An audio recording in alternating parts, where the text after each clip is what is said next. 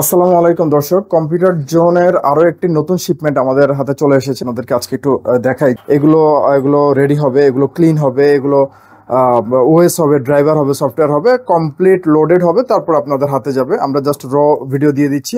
এই মডেলটি, এই এই প্রোডাক্টটি এইচপি এলিটবুক 845G8 এটি এএমডি রাইজেন 7 প্রসেসর দিয়ে, রাইজেন 7 প্রো 5850 সিরিজের একটি প্রসেসর।